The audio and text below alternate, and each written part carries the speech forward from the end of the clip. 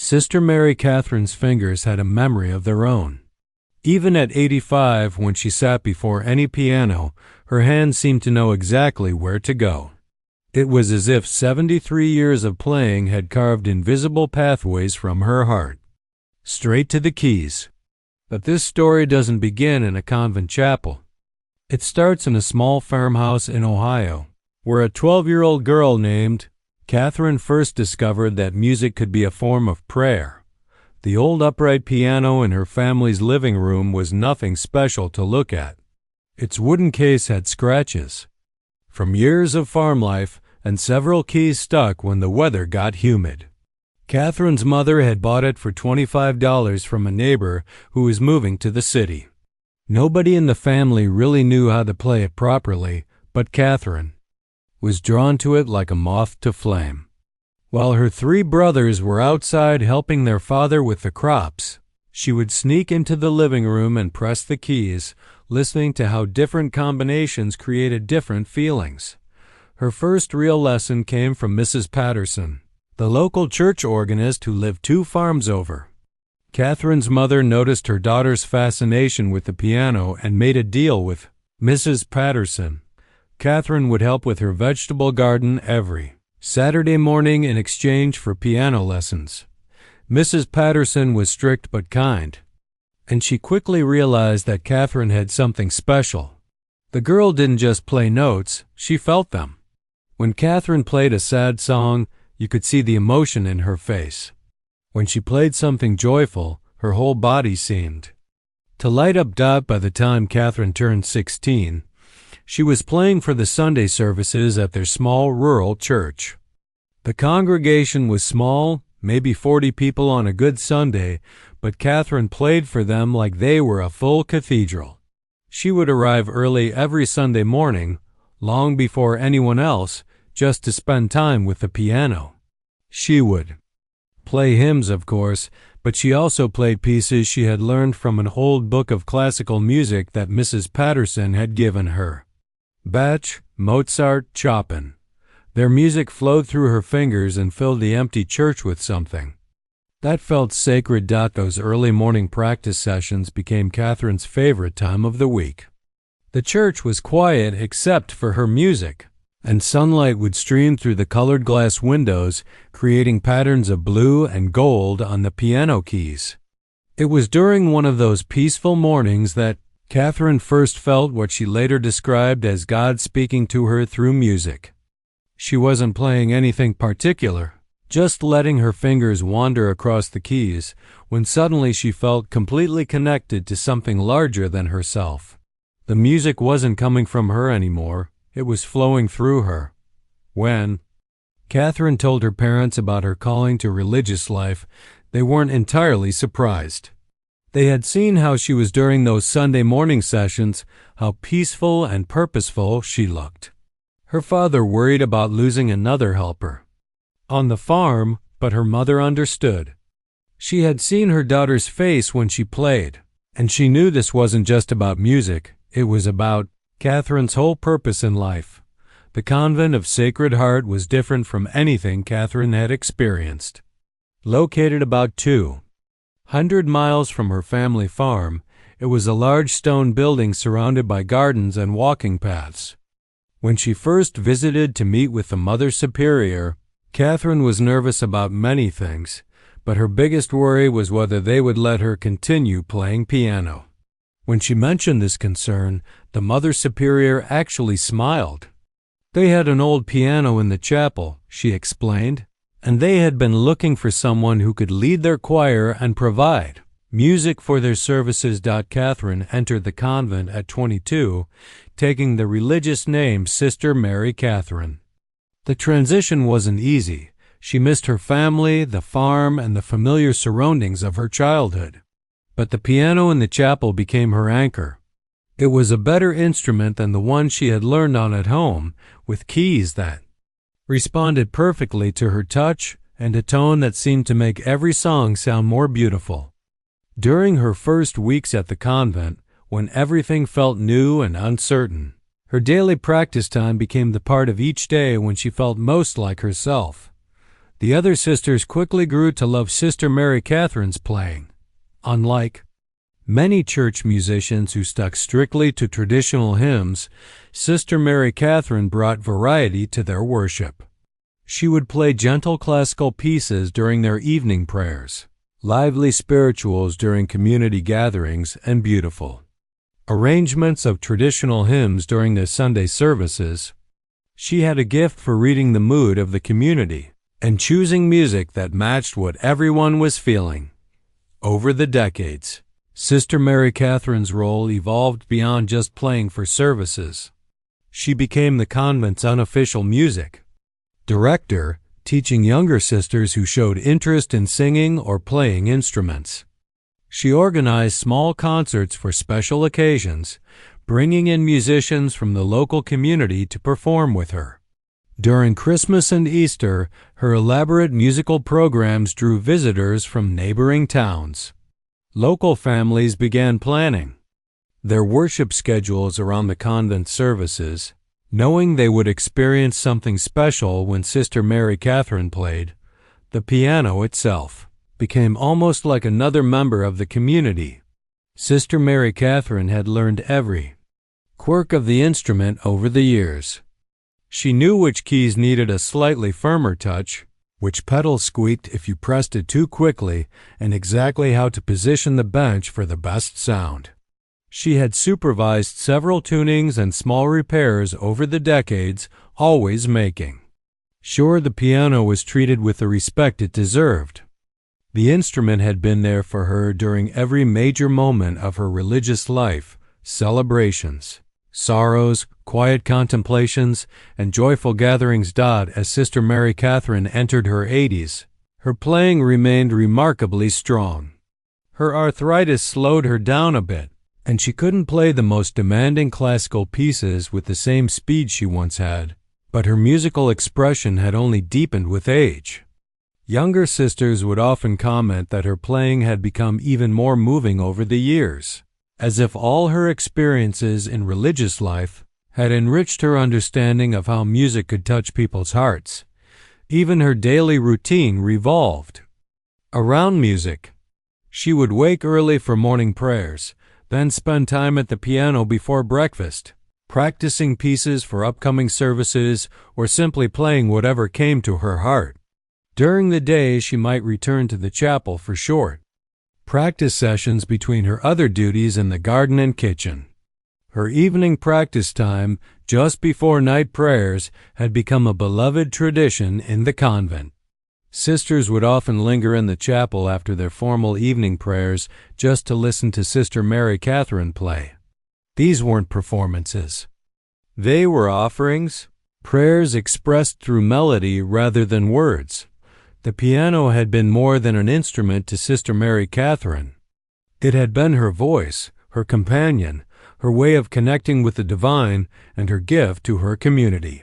For 73 years, music had been the language through which she expressed her deepest faith and brought joy to everyone around her.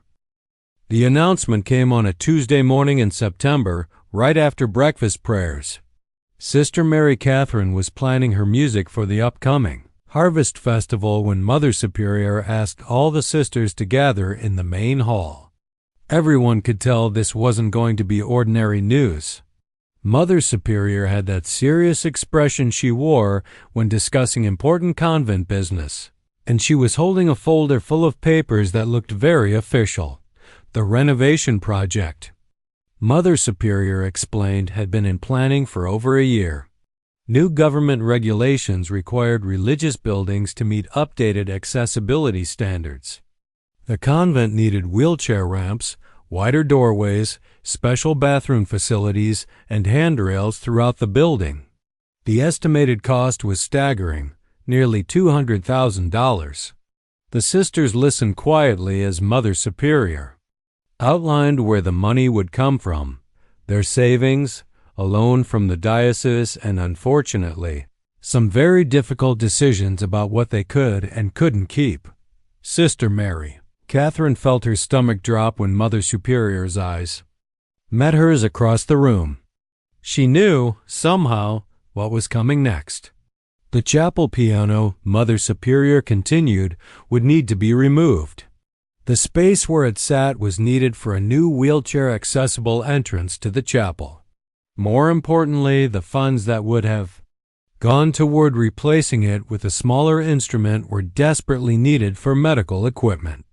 The convent's aging population meant they needed a new lift system for sisters who could no longer climb stairs, and specialized beds for those requiring more intensive care. The room was completely silent. Sister Mary Catherine felt like the air had been sucked out of her lungs. She looked around at her fellow sisters and saw the sadness in their faces. Everyone understood the practical reasons, but that didn't make it hurt any less. Mother Superior's voice was gentle but firm as she explained that this decision hadn't been made lightly. The piano was beautiful, she said, and Sister Mary Catherine's music had been a blessing to them all for decades. But in choosing between musical instruments and the basic needs of their elderly sisters, there really wasn't a choice to be made. After the meeting, Sister Mary Catherine walked slowly to the chapel. She sat on the piano bench and placed her hands on the keys, but she couldn't bring herself to play. Instead, she just looked at the instrument that had been her companion for so many years. The afternoon sunlight was streaming through the stained glass windows, just like it had on countless other days, but everything felt different now. She traced her fingers along the wood grain of the piano's case, remembering all the moments this instrument had shared with her. Birthday celebrations for the sisters, Christmas concerts, Easter services, quiet evening prayers, and hundreds of ordinary days when music had been her way of talking to God. The actual removal was scheduled for the following Thursday. Sister Mary Catherine had asked if she could have one final session with the piano the night before, and Mother Superior had agreed. That Wednesday evening, after night prayers, Sister Mary Catherine returned to the chapel alone. She had planned to play all her favorite pieces one last time, but when she sat down, her hands seemed to have their own ideas. Instead of the classical pieces or traditional hymns she had intended to play, she found herself playing simple melodies from her childhood. The lullaby her mother used to sing while doing dishes, a folk song her father would hum while working in the fields, the first hymn she had ever learned to play at their little rural church. She played for over 2 hours that night, and she wasn't alone for long. One by one, other sisters began quietly entering the chapel. Nobody spoke. They all understood this was Sister Mary Catherine's goodbye to her piano. Some of the younger sisters had never seen her play with such raw emotion. Her usual technical precision was replaced by something deeper, more personal. When she finally played her last note, a simple, gentle chord that seemed to hang in the air forever, there were tears on many faces. Thursday morning came too quickly. The moving company arrived with a truck and special equipment designed for moving pianos. Sister Mary Catherine had offered to help, thinking she might make the process easier by guiding them. But Mother Superior had gently suggested she spend the morning in the garden instead. Sister Mary Catherine tried to focus on weeding the vegetable patch, but every sound from the chapel area made her heart ache, the scraping of furniture being moved, the voices of the workers coordinating their efforts, the horrible sound of something heavy being wheeled across the stone floor. When she finally worked up the courage to return to the chapel, the space looked completely different. Where the piano had stood for decades, there was just empty floor, and a rectangle of unfaded stone where the sun hadn't reached. The acoustics of the room had changed too. When Sister Mary Catherine spoke aloud, just testing to see how different it sounded, her voice echoed in a way it never had before. The piano had absorbed sound, had made the chapel feel warmer and more intimate. Without it, the space felt hollow and cold. Sister Mary Catherine's first request was simple and seemed reasonable. Could she perhaps have a small keyboard in her cell for personal practice? The electronic keyboards available now were much quieter than acoustic pianos, and she promised to use headphones during quiet hours. But Mother Superior had to refuse this request too. Several of the older sisters were light sleepers, and even the quietest keyboard might disturb their rest. The convent walls were old and sound carried in unexpected ways. Sister Magdalene, who was 91 and dealt with chronic pain, had specifically mentioned that any unexpected noise during her evening rest time made her pain much worse. Second request came a few weeks later. Could Sister Mary Catherine perhaps practice on the organ in the main church down the road? The pastor there was a friend of the convent, and he had offered to let her use their facilities during weekday afternoons when the church was empty. But again, practical problems arose. Sister Mary Catherine's arthritis had been getting worse, and the walk to the church was nearly a mile each way. More importantly, there was no way to safely transport an 85-year-old woman back and forth daily, especially during winter weather. As the weeks passed, Sister Mary Catherine began to realize that this wasn't just about losing access to a piano. Music had been woven into every part of her daily routine for 7 decades. She had used piano practice to process her emotions, to prepare spiritually for services, to connect with her memories, and to serve her community. Without it, she felt like she was missing a crucial part of herself. She tried humming during her garden work, but it wasn't the same. She attempted to lead the choir in practice sessions using only her voice. But without the piano's support, many of the sisters struggled to find the right pitches. The Sunday services became particularly difficult. The convent had purchased a small sound system and began playing recorded hymns, but the difference was jarring. The recorded music was technically perfect but completely lifeless. There was no flexibility for the congregation's pace, no ability to adjust for the mood of the service, no personal connection between the music and the moment. Sister Mary Catherine found herself sitting in the pews during services for the first time in decades, listening to music instead of creating it. She felt like a spectator in her own spiritual life. By October, everyone in the convent could see the change in Sister Mary Catherine. The woman who had hummed while cooking, who had taught young sisters simple piano pieces, who had filled their daily life with spontaneous music, had become quiet and withdrawn. Her arthritis seemed to worsen without the gentle daily exercise her fingers had received from playing. More troubling, she seemed to be losing her sense of purpose within the community. For 60 years, she had been the sister who brought music to their worship and joy to their daily routines. Now she was just another elderly woman counting down her remaining years. October passed into November, and the first thing people noticed was the silence. Not just the obvious absence of piano music during services, but a deeper quiet that seemed to settle over the entire convent like a heavy blanket. Sister Mary Catherine, who had hummed while hanging laundry, who had softly sung hymns while preparing meals, who had tapped out rhythms on tables during community meals, had become almost completely silent. Her fellow sisters found themselves straining to hear her voice during group prayers, as if she had forgotten how to project sound into the world. The changes in Sister Mary Catherine were impossible to ignore, but they happened so gradually that it took weeks for anyone to realize how serious they had become. Sister Agnes, who had shared kitchen duties with her for 15 years, was the first to notice that something was deeply wrong. Sister Mary Catherine had always been methodical in her cooking, but she had also been creative, humming while she worked and adding little flourishes to even the simplest meals. Now she moved through the kitchen like she was following a checklist, preparing food that was perfectly adequate, but somehow lacking the warmth it had always had before. During community recreation time, when the sisters traditionally gathered in the common room for conversation and light activities, Sister Mary Catherine began disappearing.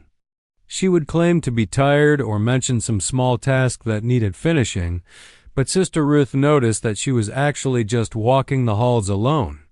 Sister Ruth had tried following her one evening and discovered that Sister Mary Catherine was spending these times standing in the empty chapel, staring at the space where the piano used to be.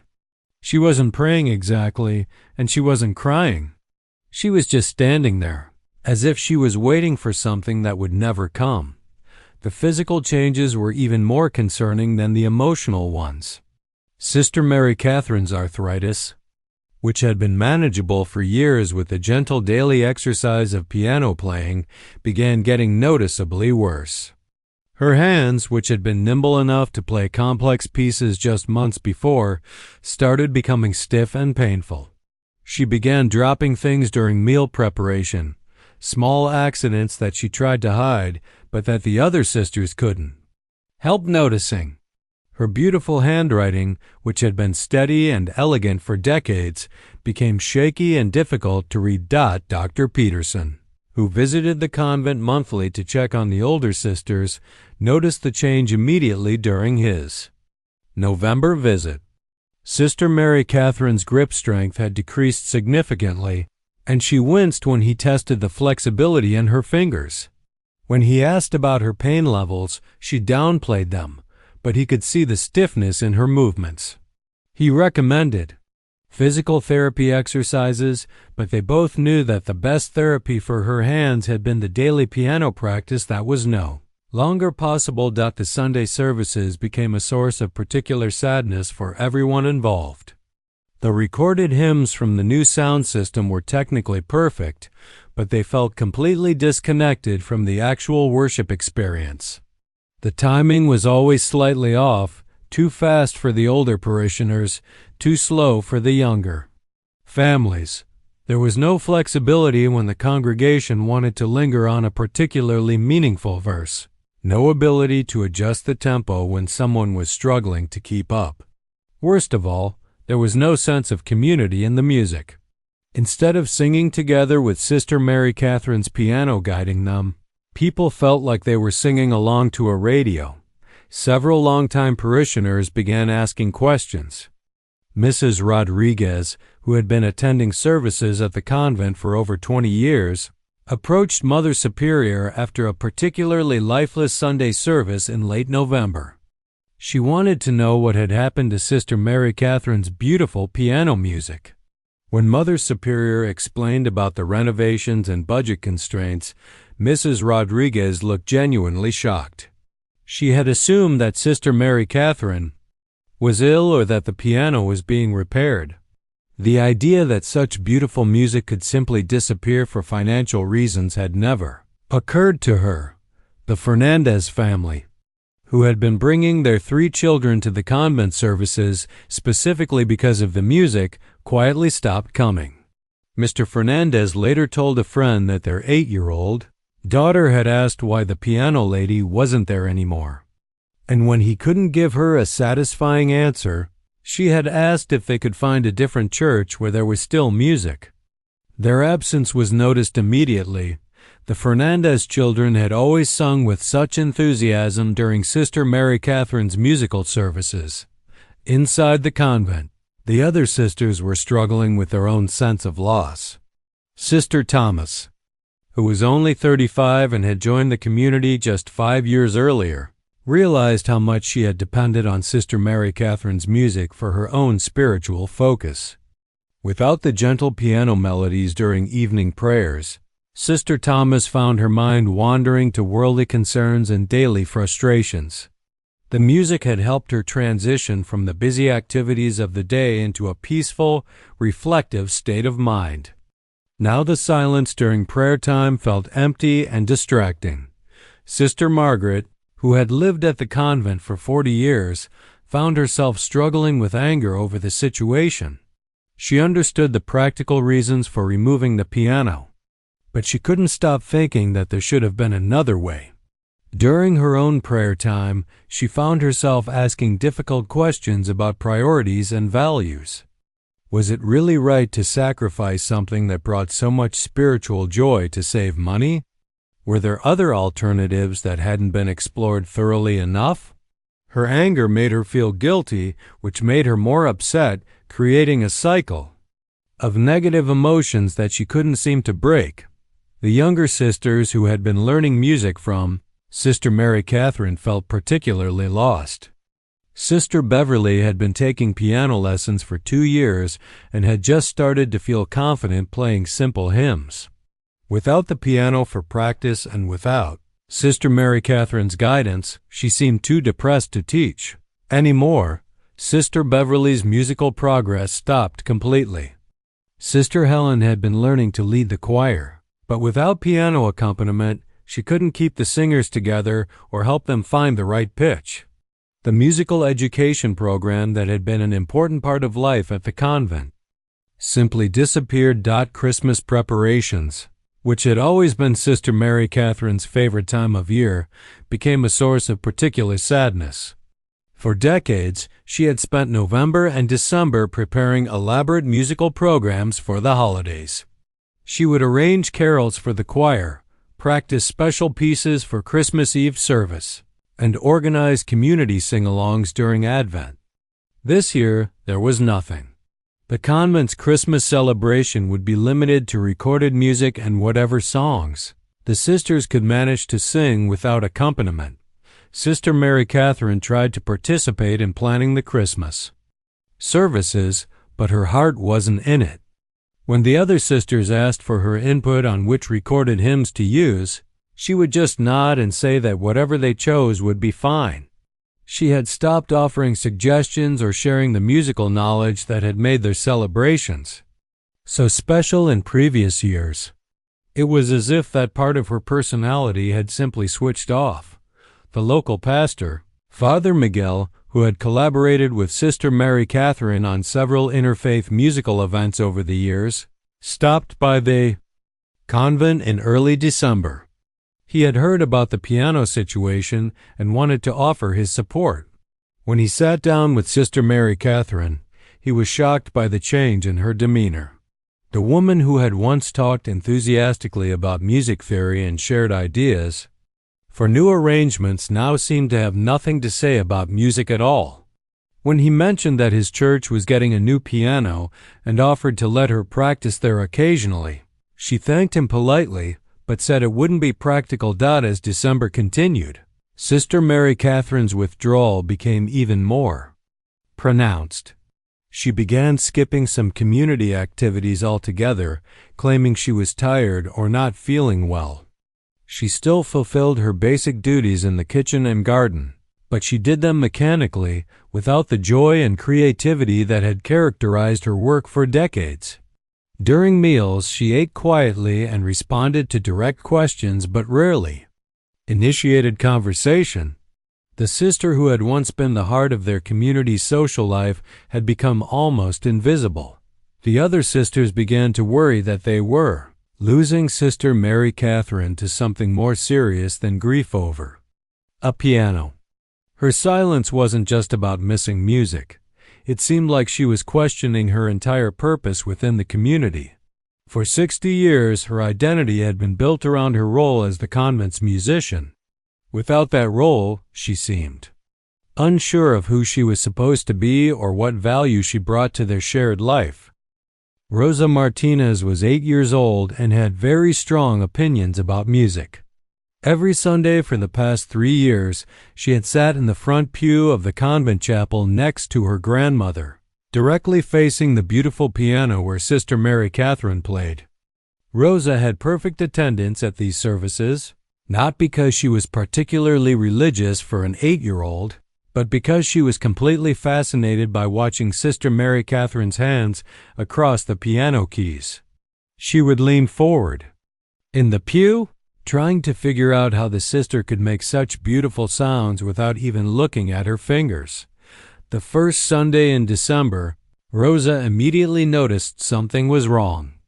She whispered to her grandmother during the opening prayer, asking where the piano lady was. Her grandmother quietly explained that the piano had been moved and they were using recorded music now. Rosa listened to the explanation, but she wasn't satisfied. The recorded music sounded flat and boring compared to the living, breathing music that Sister Mary Catherine had created. When the service ended, Rosa marched straight up to Sister Mary Catherine, who was sitting quietly in a back pew, and asked her directly why she wasn't playing anymore. Sister Mary Catherine was surprised by the direct question from such a young child. She tried to explain in simple terms about the renovation and the need to remove the piano, but Rosa's response caught her completely off guard. The little girl looked genuinely upset and asked, "But where will you play now? How will you make music for God?" Sister Mary Catherine didn't have a good answer. The conversation stuck with her for the rest of the week. It was the first time in months that anyone had asked about her personal feelings about the situation, rather than just accepting the practical explanations. Rosa, meanwhile, was not willing to accept that this problem couldn't be solved.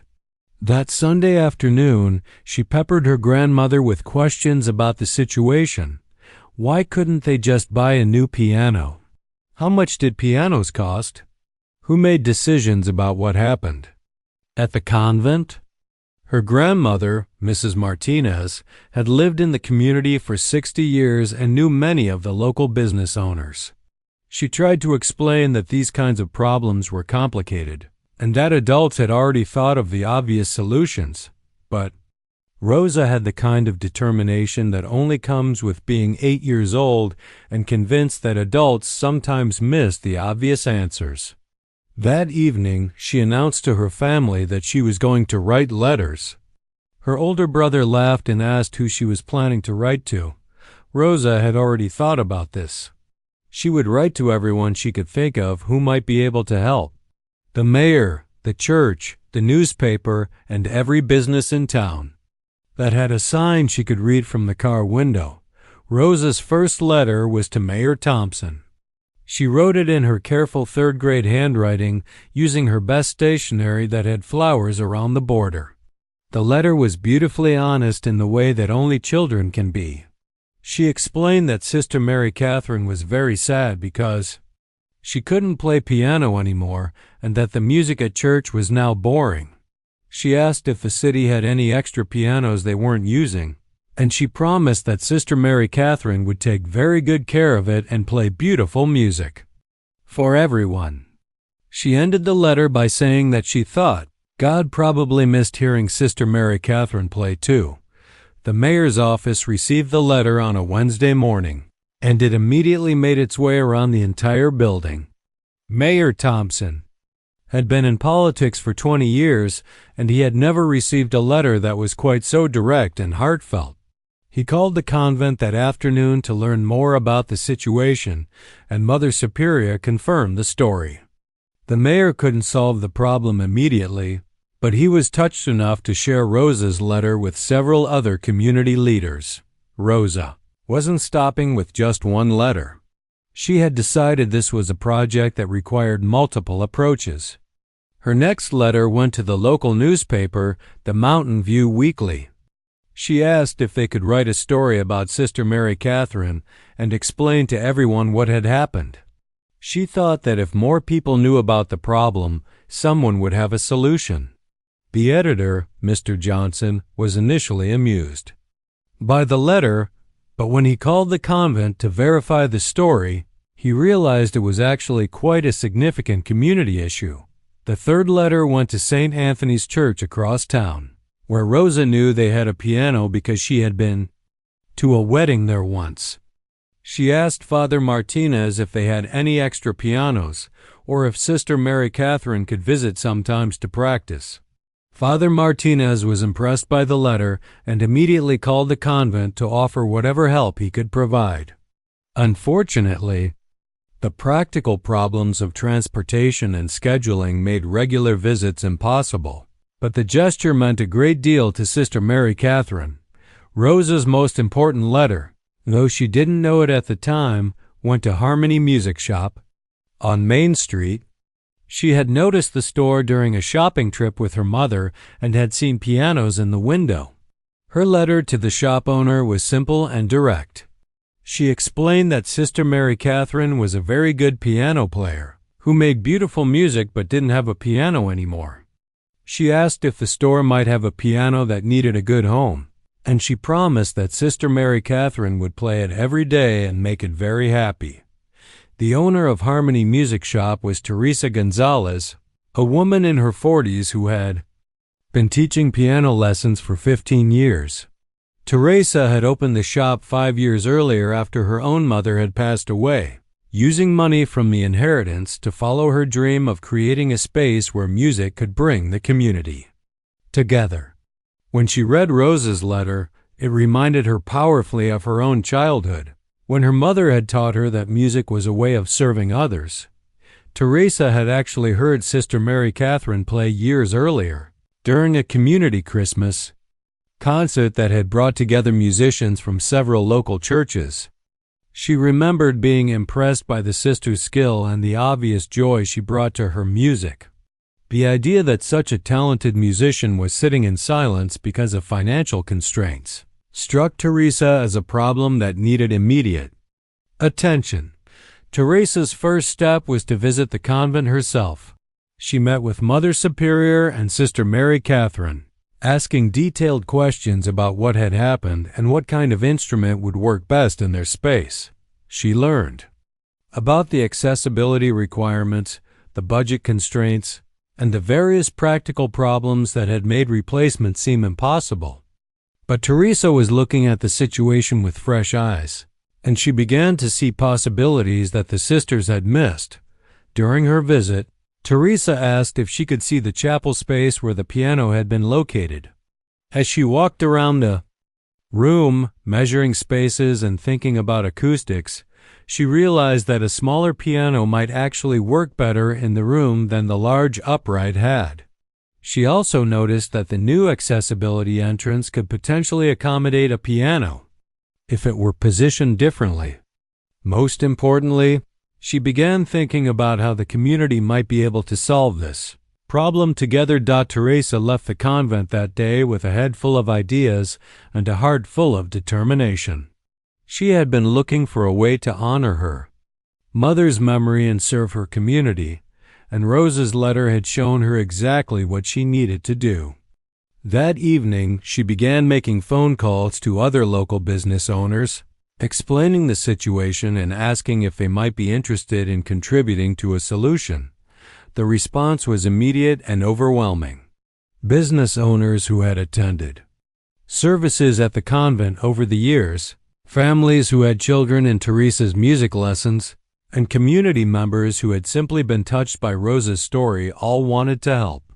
Within a week, Teresa had a list of potential donors and a rough plan for how they might be able to purchase and install a piano that would meet the convent's needs. But Teresa was thinking bigger than just replacing the piano. Rosa's letter had reminded her that this wasn't just about one instrument or one musician. It was about the role that music played in bringing the community together. She began envisioning a surprise that would not only restore Sister Mary Catherine's ability to play, but would also celebrate the importance of music in all their lives.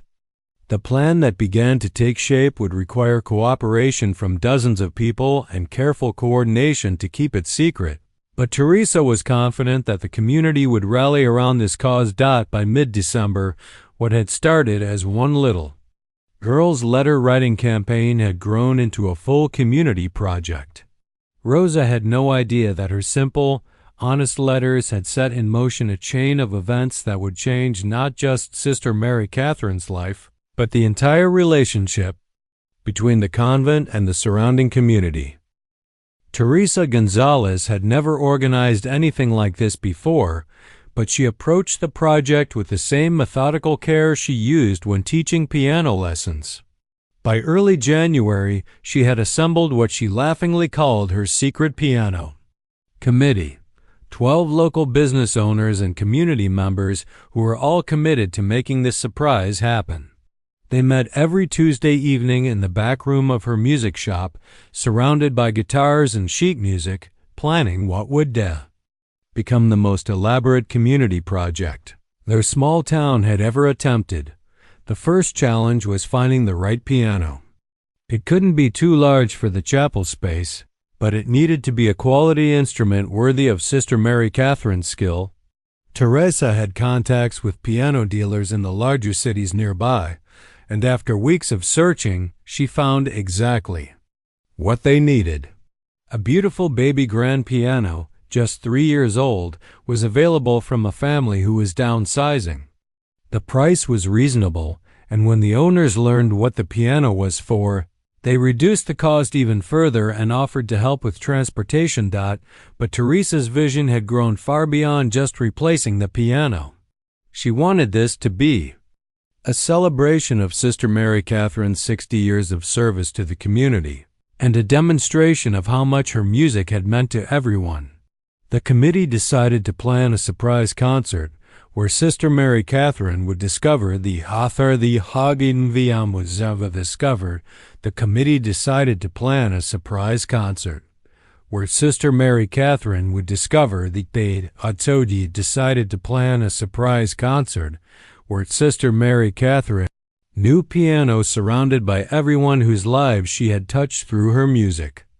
They began reaching out to former parishioners, community members, and even some of the sisters' family members who lived far away. The logistics were incredibly complicated. The surprise was planned for a Saturday morning in February, which meant they had to coordinate deliveries, setup, and the arrival of dozens of people without anyone at the convent becoming suspicious. Mother Superior had to be brought into the secret, of course, which happened during a carefully planned meeting where Teresa and Mayor Thompson presented their complete proposal. Mother Superior was initially overwhelmed by the generosity being offered, but she was also concerned about Sister Mary Catherine's emotional state. The sister had become so withdrawn that Mother Superior worried whether such a public surprise might be too overwhelming. Teresa addressed these concerns by suggesting that they frame the event as a regular Saturday morning prayer service with no indication that anything special was planned. Sister Mary Catherine would simply be asked to attend the chapel for their usual weekend community prayers. The surprise would unfold gradually, giving her time to process what was happening rather than being shocked by a sudden dramatic revelation. Secret keeping became a community-wide effort. Mrs. Rodriguez taught her granddaughter Rosa how to act normal around Sister Mary Catherine during their Sunday visits, even though Rosa was practically bursting with excitement about the surprise. Local business owners had to coordinate piano delivery during weekday hours when Sister Mary Catherine was typically working in the garden behind the convent, out of sight of the chapel. Even Father Martinez from St. Anthony's Church had to be careful not to mention anything when he visited the convent for their monthly interfaith prayer meeting. 2 weeks before the surprise, Teresa realized they needed to test whether Sister Mary Catherine was still physically capable of playing piano. Her arthritis had worsened significantly during the months without practice, and Teresa was worried that the surprise might end up being painful rather than joyful if Sister Mary Catherine could no longer play comfortably. She arranged for Dr. Peterson, the convent's regular physician, to conduct what appeared to be a routine hand and wrist examination, but was actually an assessment of Sister Mary Catherine's musical abilities. Dr. Peterson's report was encouraging. While Sister Mary Catherine's hands were stiffer than they had been, she still had enough mobility and strength to play piano. He recommended some gentle exercises to help prepare her hands, which he presented as general arthritis management. Sister Mary Catherine followed his instructions faithfully, not knowing that she was actually preparing for the most important musical performance of her life. The piano delivery happened on a Thursday morning. Teresa had arranged for the delivery truck to arrive during the weekly grocery delivery time, so the extra activity around the convent wouldn't seem unusual. 6 men carefully moved the beautiful baby grand piano into the chapel, positioning it in a spot that met all the accessibility requirements while also providing optimal acoustics. When Sister Mary Catherine walked through the chapel that afternoon for her usual solitary reflection time, she was working in the garden and completely missed the delivery. Saturday morning, February 14th, dawned cold and clear. Teresa arrived at the convent at 7 in the morning, officially to help set up chairs for what Mother Superior had announced as a special Valentine's Day community service. In reality, she was coordinating the arrival of over 60 people who would be gathering to witness Sister Mary Catherine's surprise. The participants included current and former parishioners, local business owners, Teresa's piano students, several family members of the sisters, and even some people who had simply been moved by Rosa's story and wanted to be part of the solution. Sister Mary Catherine dressed for what she thought would be an ordinary Saturday morning prayer service. She had been feeling slightly more hopeful in recent weeks, though she couldn't explain why. Dr. Peterson's hand exercises had helped reduce some of her pain, and the longer daylight hours were lifting her spirits slightly. Still, she approached the chapel with the same quiet resignation that had characterized her demeanor for months. When Sister Mary Catherine entered the chapel, her first thought was that there seemed to be many more people than usual for a Saturday morning service. She recognized some faces from their regular Sunday congregation, but there were also many people she hadn't seen in years. Mrs. Chun, whose wedding she had played for 15 years ago. The Morales family, who had moved away when their children graduated but had driven 3 hours to be here this morning. Even her nephew David, who lived 2 states away and certainly shouldn't have been at a routine Saturday service. But Sister Mary Catherine was focused on finding her usual seat in the back of the chapel, and it took her several seconds to notice the beautiful baby grand piano positioned where the morning light would hit it perfectly. For a moment, she thought she might be seeing things, a cruel trick her mind was playing because she missed piano music so desperately. She stopped walking and stared at the instrument, trying to process whether it was really there. The chapel was completely silent as everyone watched Sister Mary. Catherine's face changed from confusion to disbelief to overwhelming emotion. Teresa stepped forward and gently explained that this piano was a gift from the entire community. A thank you for 60 years of beautiful music and faithful service.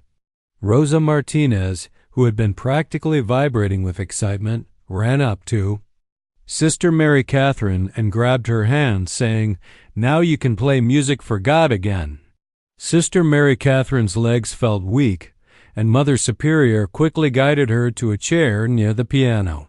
Through her tears, she looked around the chapel and saw faces of people who had been touched by her music over the decades.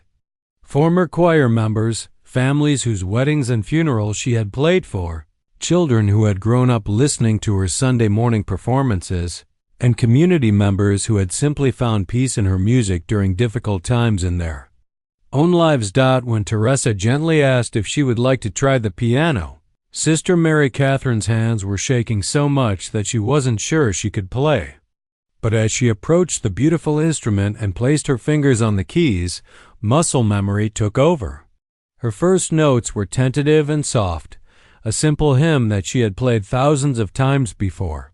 But as her confidence returned, and her hands remembered their old familiar patterns, the music grew stronger and more complex. Sister Mary Catherine played for nearly an hour that morning, moving from hymns to classical pieces to simple folk songs that everyone could sing along with. The sound of 60 voices joining together in song filled the chapel in a way it hadn't been filled for months.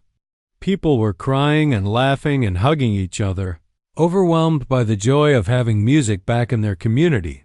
But the most remarkable transformation was in Sister Mary Catherine herself. As she played, color returned to her face and energy returned to her movements. Her posture straightened, her expression brightened, and for the first time in months, she looked like the vibrant, purposeful woman everyone remembered. The music wasn't just filling the chapel, it was bringing Sister Mary Catherine back to life. The celebration continued for the rest of the day, with an impromptu potluck lunch and informal concerts throughout the afternoon. Sister Mary Catherine played requests, taught simple songs to the children present, and rediscovered the joy of sharing music with people who appreciated it. By evening, she had played more music in one day than she had in the previous 6 months. Combined, the impact of that February morning extended far beyond just returning a piano to the convent. The entire community had come together to solve a problem that had seemed impossible, proving that when people care about each other, creative solutions can emerge.